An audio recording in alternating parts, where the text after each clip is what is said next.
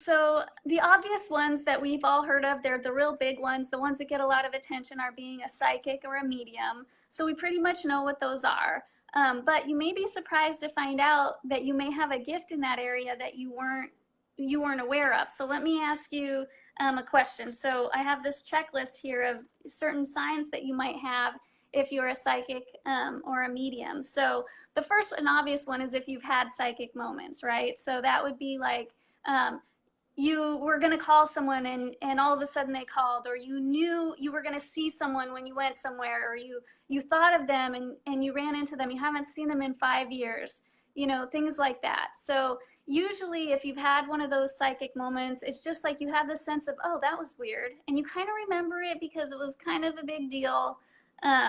So that's one. If you've had premonitions, if you've noticed messages in things like song lyrics or billboards, like you see something or hear a song and you're like, oh, that is totally speaking to me right now. Those are some of the more subtle ones that might come up. If you've known facts about people or events before they happened.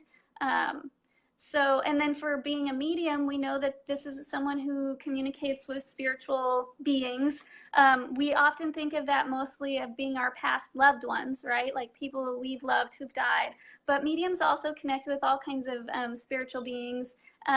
So here's a couple of signs that you might have. Okay, for me, I have a lot of past loved ones. I have like 30 people who've died from this current lifetime that are around me, some really special and important people to me.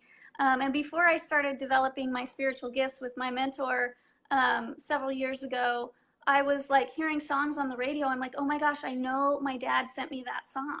Like, I just know my dad is here with me right now.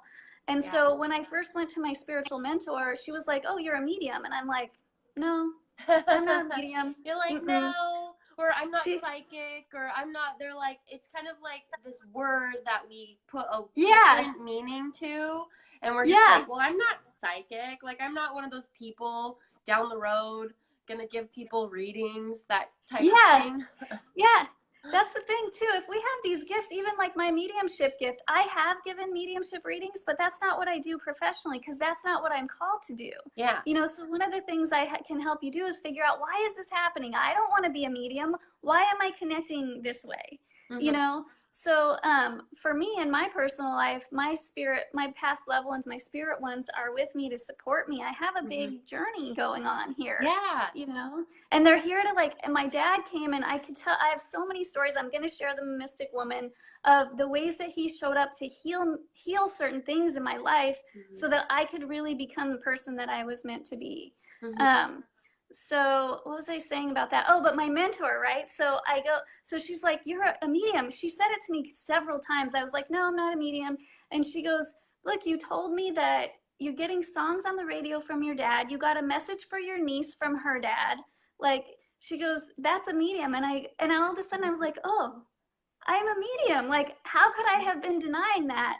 So having someone look at it and really see it and know, I have enough experience now that when I see other people having these kinds of experiences, I can tell them with certainty. I'm like, yes, you have that gift.